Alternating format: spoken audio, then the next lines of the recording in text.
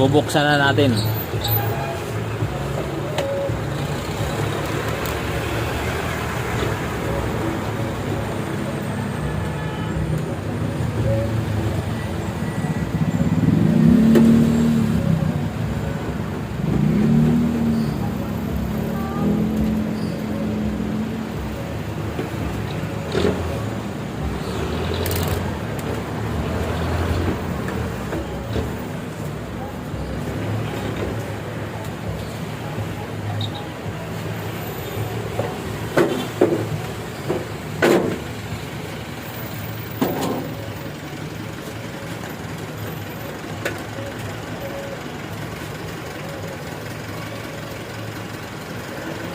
So una-una, pag gagalawin natin microwave, so una natin gawin ay yung capacitor ay i-discharge natin.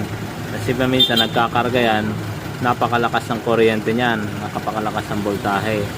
So kung ganito lang ang pag-discharge ng capacitor, ganito lang.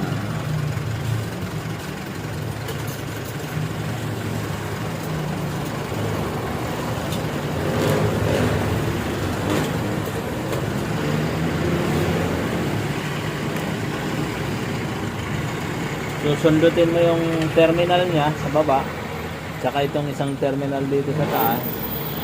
Pag nasundot nyo na siya, pwede mo siya, idikit mo siya, i-short mo siya. Pwede sa katawan, sa body, basta i-short mo siya. Discharge na yan. Wala nang karga yan.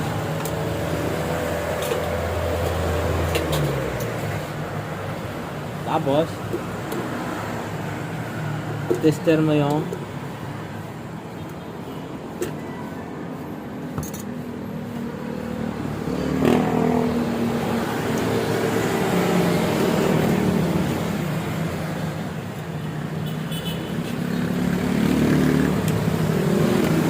yung magnetron.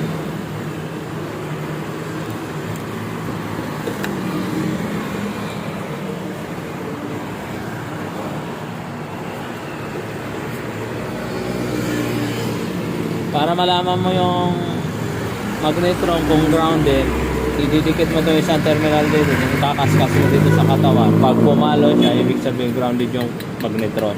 So ito hindi naman grounded, so wala siyang power. Testingin din natin itong fuse dito sa taas.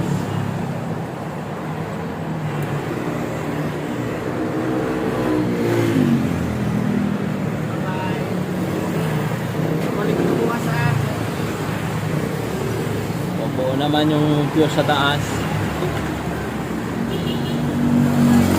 So na-testing natin to, buo naman siya, buo naman to. Babalik natin siya ngayon.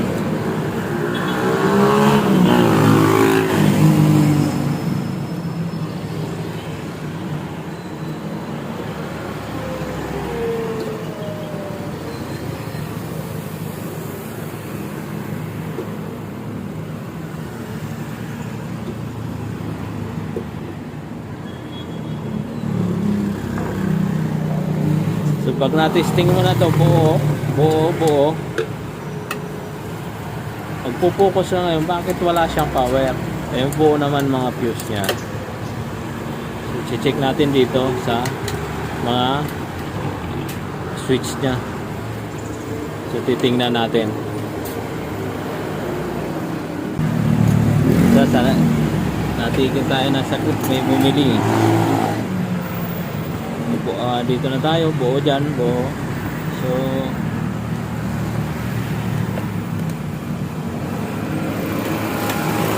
pupunta tayo ngayon dito sa mga switch nya. Yan sa mga switches nya na marami. So susubukan natin palitan tong isa. Kasi nakikita ko parang hindi siya nagkukontak. Papalitan natin.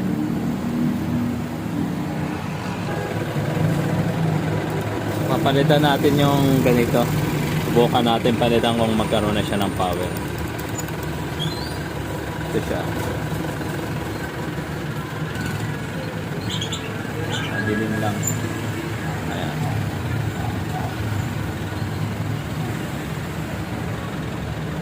tatanggalin ko to.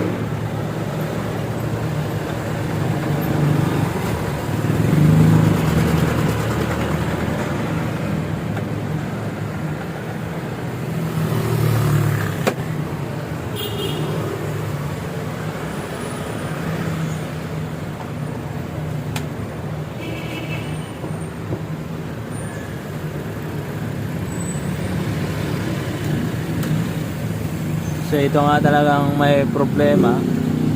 Itong kamay niya, ito.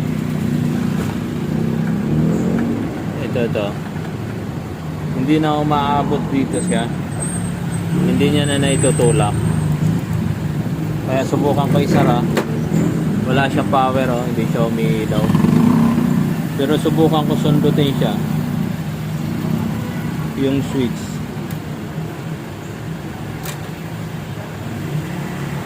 Ididiin ko yung switch. So yan, gumana, oh, umilaw. So, gumana siya. Confirm. Ito yung buo ito. Hindi ito yung sira. Ang problema dito sa pinto.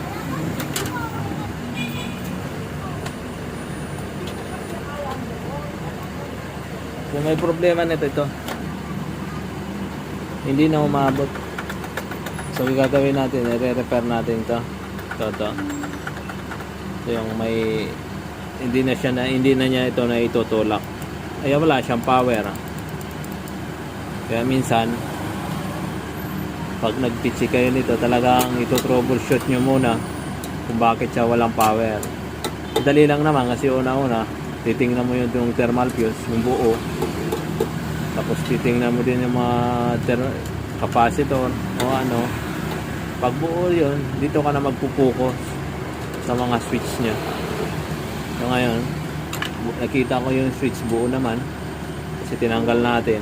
Ito lang, hindi pala siya tumatama doon sa switch nya. So gawin muna natin. So ito, palitan na natin. Naputol pala yung spring nya. So kaya naka-steady na siya, ganon, bumababa na siya. Hindi na siya dapat gumagalaw siya. Ganyan. Naputol yung spring. So ang problema lang pala is dito sa pinto. Yung tumutulak sa switch niya. So ngayon titesting natin kung gagana na.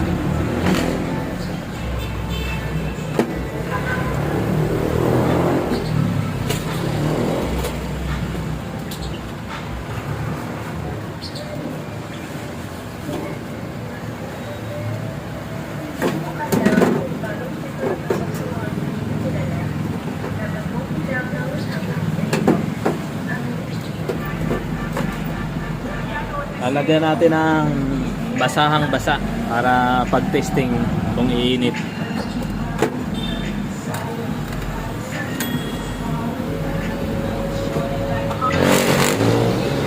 So yung ilaw niya, yan o. Pag ino natin to, dapat umilaw yun. So umilaw na. Ibig sabihin may power na siya. So ang problema lang, dito, yung spring niya naputol. Hindi na siya tumutulak doon sa switches niya. So ngayon, i-testing natin kung gagana. So mas maganda kung mayroon kayong tester na ganyan, para kahit may nag-short dyan sa loob, makikita nyo sa ilaw kung may shortage. Maganda yung mayroong ganyan kayong tester na manual, para sigurado nakikita nyo yung, kasi kahit magkadikit ang wire dyan, hindi puputok, makikita nyo sa ilaw. Ngayon, testing natin sa 220.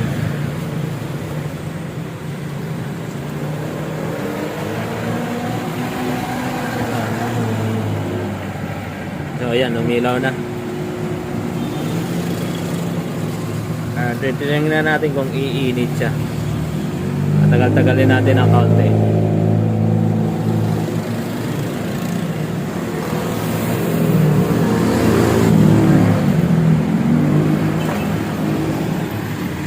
So uminit. Init na siya.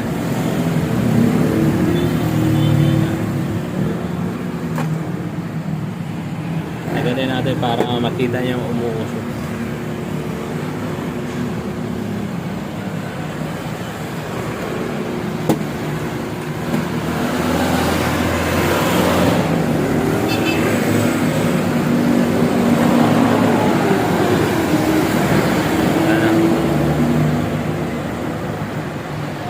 Usok na siya, minute na. So tingnan mo, napakadali lang kasi switch lang or spring lang. Pero kung hindi mo siya alam, hindi mo siya mahanap, mahirapan ka. So kailangan may idea ka lagi kung ano yung mga dapat mong hanapin na problema. So hanggang dito, sa susunod naman natin nagpag-video. Tagal-tagal natin din napag-video dahil masyado tayong busy. Maraming salamat. Thank you. Bye-bye.